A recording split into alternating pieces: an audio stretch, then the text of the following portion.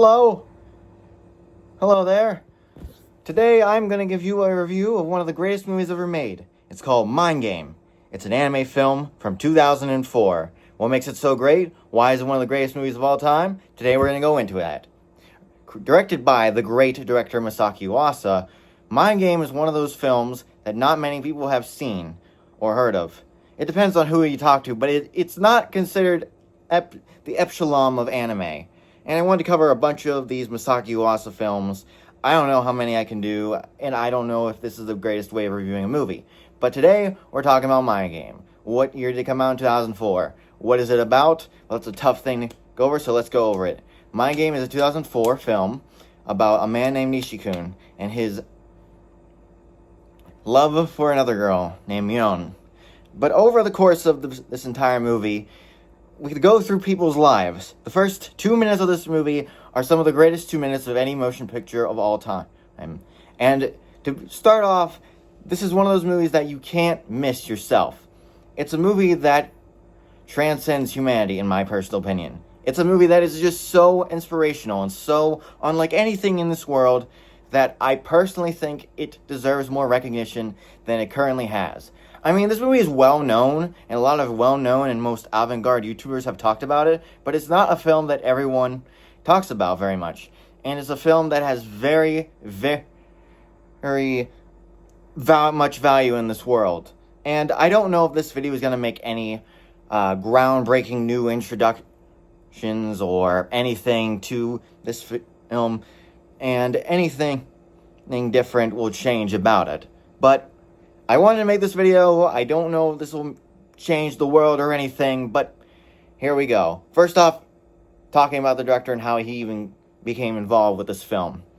Now, Maasaki Yuasa was an in-between animator at Shinei Animation. He worked on a couple of films, the Shin-chan movies, which are a bunch of off-model films that don't have consistent character design. It's a complete opposite way of how anime is done today. A lot of today's anime has a lot of on-model designs. And it's a film that is, and his movies were unlike anything else. His in-between work is amazing. I don't know if the films themselves are amazing, most of them are alright, but they are unique in their own way. However, a lot of things have happened to create this film, and how this movie even was brought up is a thing of circumstances. The thing is, 2004 was a crazy year for animated movies in general. If you look at the films that came out that year, even Miyazaki was putting out movies like Howl's Moving Castle, which was more popular and came out at the same time, even though this is the better film, my personal opinion. But anyways, this film got made because they needed a director to adapt this story, and he was a new and Yuasa didn't really direct anything. He did a couple of short films with other people, and his work was looked at, and someone at the Studio 4C who made this movie was like, hey, I like your animation style. Their off-model style is really good. Can you work and do this movie? Sure, we can bring up some people that I know, and they can come together. So this film also was all storyboarded by him. It's a storyboarded film by him. And he did all the storyboards and everything for this movie. And one thing to note about it is it's one of those films that will never probably happen again. Even in the epsilon of Yuasa films, I love his movies. Not everyone's going to love him, but I do. Is that his films don't make the rounds as much as these other films. And I love, what is it after this? Lou Over the Wall, Night Short Walk On Girl, Ride Your Wave, Inuo, all those movies are some of the greatest films to ever exist. In my personal opinion. Anime-wise, it kind of is. And you're going to have people who are like, what about Satoshi Kon? What about Mamoru Oshii? What about all those people? And to me, I think Miyazaki, Takahata, all those people are really good. But the thing is, I really think, I wish more things were as off-model and as weird as this. I always kind of go for the crazier thing. And it kind of has changed, because I used to really like Miyazaki and Takahata and all these people who wanted to do more sad things, but in general are not as sad.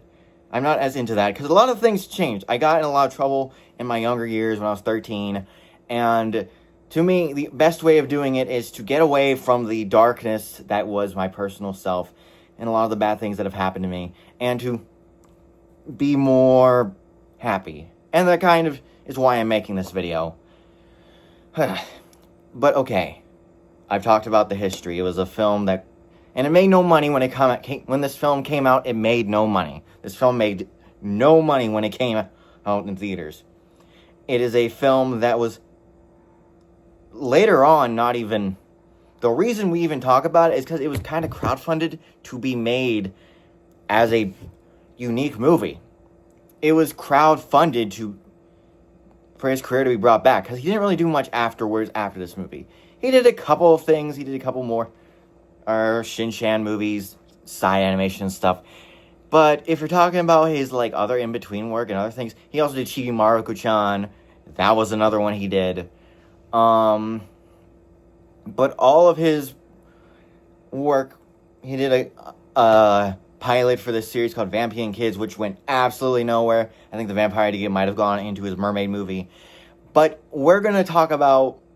I don't even know how we can begin, because it's such a wonderful movie. You don't find movies like this. I told my parents, and they were like, I don't believe you. Don't show your parents Supermarket Woman. It's a little too boring for their tastes, and not many people are going to talk about it that much. But anyways, how do I even start this?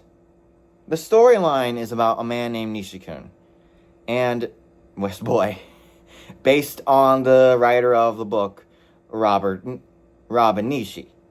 And this is kind of a Disney-fied version of it, which is, as I showed a friend this movie, and he said that to me. He was like, this is kind of a Disney-fied version of the story, and I'm like, kind of, except it's not Disney, and also the factor of it's just not a Disney movie. This is a film. I'm wearing myself out here. It's a film not many people have even talked about, and I would say some things are, and it makes it a more happier ending, because up and coming, I don't think he was in his 40s, but somehow, even in his 40s, he was able to make a movie this great. My parents are in their 40s, and it probably would give hope to them. But anyways, discussing this film, I don't even know. I guess we start off with a girl running away from a bunch of bad people, definitely Yakuza type people, and we see a man texting, your life is your own decisions, and it's just this thing of amazing... and then the girl running gets her leg stuck in to the train, and then afterwards, it's just this thing of them falling in love. We learn in the first 2 minutes of everyone's lives. Who is a parent? Who's going to be someone gets stuck in a whale and everything. And basically, a bunch of stuff happens. Someone bad gets into their lives. Our main character is killed. He gets shot in the butt and then dies. Meets God, and that's one of the greatest things in this movie. When he meets God, it goes, these giant screens come up. Bam! Bam! Bam! Bam! And he recreates his death, and he's crying on the ground, and then he pulls his curtain, and it's like, oh my God. Oh my goodness. What is this curtain? And then afterwards, it meets God. What does God look like in this world? Anything you can imagine. That's what he looks like. What does God look like? Anything you can imagine. It's unlike anything brought to cinema. And then he's like, hey, bud, you die. What you gonna do, bah? And he's like, well, I'm going to take. He's like, I can't do anything. I'm the loser. And he's like, I'll go that way. And he's like, if I go this way, then I can over here. But no, he runs back. He gets going. He gets back to Earth. He shoots the bad guy and rides away in a car. And then leads into this huge car chase. And these people are attacking him. And all these visual gags of people getting hit by walls and stuff. It's amazing. And they go into the whale. And then it turns into Jonah and the whale. Or at least there's parallels to it. It's not exactly Jonah and the whale. Let me make that clear. But anyways, how do we go from all this excitement, all this car chasing, all this fun, they get stuck in the whale? unfortunately. And they have to be stuck there for a while. It's not an easy thing. And to be honest, it's kind of a sad thing. For them to be stuck in this whale, and they at least have company by this old guy we saw at the beginning, the 2-minute beginning of this film. We saw it. And then afterwards, they all are like enjoying the food, enjoying the stay, and then they want to leave. Or at least Nishi wants to leave first, because they want to have their lives. Their lives are passing by, and them being stuck in this whale would drive anyone crazy. It would drive anyone mad. And then afterwards of all this stuff that's happened, we get to this point where all three of our characters, Nishi, the girl, Mion, I didn't even mention that, and her sister Yang, are stuck in this whale. They're all depressed. For 3 days, they don't eat, which makes sense, because when you're really depressed and like that, you don't eat, you don't do anything. And then he's like, I've been through this, please, don't cry, don't be like this. I know I've gone through this depression, because that's basically what happens. True to life, people go through depression whenever things are not right in the situation. It's an unfortunate thing people deal with, and there's sometimes you need to take medicine or things to deal with it. And to me, I've had depression too. But we don't need to worry about that right now. As Nishi finally breaks and yells at them, no, I'm not going out of here. I'm not going with you to your special place you do to escape from reality that you're stuck in this whale. I'm going to stay here. Leading to one of my favorite scenes in this movie. When he kicks the table. Throws it down, pulls down all this junk that's everywhere. I don't even know how he got all this junk. And is just shocked at the fact that this man has been staying in this whale for so long. He's been there for so long. And in general, it's a film that not many people are going to think, what else could it have possibly been? And to me, what shocks me about this movie so much is how deep it is, and how much personal life, and how much of a thing that your first movie is going to be so deep like this. It's going to be so crazy and deep and unlike anything else. One thing I'm going to say is that afterwards, we get a bunch of sequences. We get a sequence where they're dancing. They have bamboo poles on their wieners, dancing with them. And it's like, what is happening? Artistic weirdness, ballet music. My goodness, what is going on? And then afterwards, there's a bunch of other sequences. There's dancing, water balloon, attachments to their body and dancing, paint, a sex scene that's amazing. Amazing sex scene in this movie that is just pure artism. That, in fact, the director asked other people who worked on this movie, they were like, how do we do a sex scene? Or at least, what was sex like for you? And I know this is awkward to say that to anyone. I don't want to know. I don't want to know if you're a no parent or whatever. Don't talk about that. It's gross. But, like, it's the funniest thing. He was, like, asking people what it was like. And they're burning the butter, and the train's going fast. It's amazing. How can you not enjoy this movie? What are you doing with your life? You're being pushed around. That's one thing about this movie. It's all about picking yourself up and not being pushed around. Except it's not depressing, anything like Gurren Lagann. If people like Gurren Lagann, I understand. It's a good series. I just don't really care for the ending. And I feel like Maishi's done more fun stuff. Anyway, back to the movie. I'm sorry, I side tangent. Okay. Where were we? Oh, yes. Afterwards, with all that stuff happening, there's a future scene where the kind of is a... What is it? The author's celebrating himself, but it's just the funnest way to celebrate yourself. How many authors have been shot and died in their own movie? Like, that is the greatest self-insert ever. People are like, oh, well, authors don't do it. That, or a self-insert, or something like that. And it's like, yes, they can, and it's so amazing. But afterwards of all this stuff, they start realizing that the whale is going to die, and they have to get out of this whale. What are they going to do? They think of all this stuff. It just kind of gets crazy. They're all having dreams of what they want in life.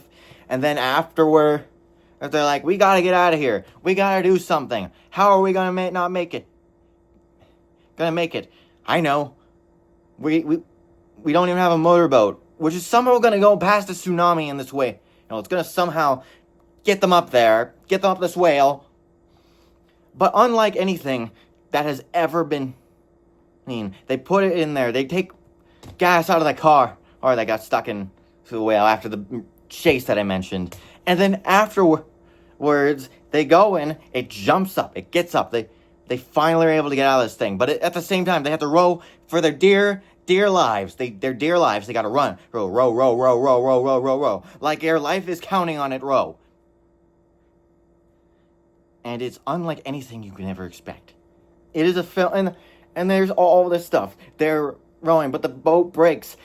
And then afterwards, one of the characters is running on the wood, and the wood is broken, and then they jump on it, and then he breaks his bone, but then he remembers that, then it splits back to him, the main character, remembering, oh, I didn't break my bone, because my mom kept putting milk in my food, and then he's like, oh, everything's restored back to usual, and then afterwards, it all goes back together again. Now that's a got milk ad by yourself. What if you need milk? It helps you jump over broken shrapnel pieces of wood. Where's that commercial, got milk? Where's that advertisement? Afterwards, we get this whole sequence of things happening. They're running on the water because somehow their legs have hair. There's on like like one of those water bugs that slides on the water. And then somehow afterwards, they're running up there, and all this stuff's coming down. A giant building, a tank, a ship, running through the office space, and they're getting up there, and then they're running on flies, and then atoms as they're moving the oxygen, and they get out, and then life goes on for them, or possibilities of their lives. What could have happened with them? This is such a unique movie. I don't think anyone could make anything like this. And to me, it's just such a unique thing that I don't see it in any movies anymore. What is this movie? How did it came to be? I do know how it came to be. It was the right time, but there's just nothing like it on the market. And people are going to be like, well, it's an anime movie. Why should I care? It isn't even just an anime movie. It's one of the greatest movies of all time. If I didn't sound as enthused as I could with this movie, what am I going to do? How am I going to review this film and say, you didn't put enough effort into it. You didn't put enough work into it. This is as much work into a movie I've ever seen in my life. And we're going to keep going through these Maasaki Yuasa films and little shorts and everything. And he did do a film before this called Cat Soup that I really love. But that'll be another time. I just came to review this movie. And yes, it's one of the greatest films to ever be made. No doubt, one of the greatest. And it ends in such a way that the story has never ended. Despite the fact that after they get out of the whale, the whole thing is just interpretive to your own brain. As if it couldn't get any more complex. As if it couldn't go into any other thing. Now, there are people who are like, well, there are films that are like that, like Prince Mononoke, or other movies, but there's nothing like this movie. And there's nothing like it to exist in this world. I don't think there will ever be a movie like this. Maybe there will be later on in life, and I would love to make a movie like this one day. I don't even know how I could. I don't barely know how to draw, but I'd love to make a story like this. That is just so unique. And this film, what's also interesting about this movie is it's never been dubbed. Every other Maasaki Yuasa film has been dubbed. But this one has never had it. Because it's just such a... One thing I talked about with my friend, who said this is an unforgettable movie, is that this is an unforgettable experience. I've never seen a movie like this before. And he said, it probably is just too Japanese of an idea. And it's the fact of him... This is all about a film where he's like... Or the main character says, even if they're mean or nasty or anything that you go through in life, and there's things that I hate, people I hate who have said mean things to me, but it is an important thing that they wanted to be a part of life. They want to be a part of it. And it's just a unique experience, because not many movies want to talk about it. They say, distract yourself from life, or don't think about those people, or just being a part of life and enjoying life and just dealing with it and living and all that stuff. It's just such a philosophical film that you can never see. And to me, it's one of the greatest movies to ever be made. I've said that multiple times. And to me, it's just a special type of movie that no one has seen as much. I don't see many videos of it. And we have all these anti-tubers, and I'm new to this game. I don't know what I need. There's no B-roll footage, or I don't have a team of editors. I just have my voice, my loud, booming voice. I wanted to make a TikTok, but I just felt like it's just too big of a movie to do that. So, here's a nice review. Have a nice day. Live your life. Whatever religion you believe in. And don't be put down by people who put you down. Stand up for yourself. Even in the worst type of situations. Or take medicine. Do anything that helps you stand up and live your life. Have a beer. If you can't have a beer, then meet nice people. Have a good family. Find a family. Anything. Have a good day, everyone. See you later.